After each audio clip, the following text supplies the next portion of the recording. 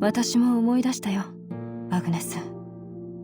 祖母の書斎で彼女がパスカルと聖アウグスティヌスを読んでくれて、あなたが手に持ってたホットココアからシナモンとハーブが混じった香りがしてた。ああ、タイムキーパー、よく来たね。気にしないでくれ。邪魔じゃないから。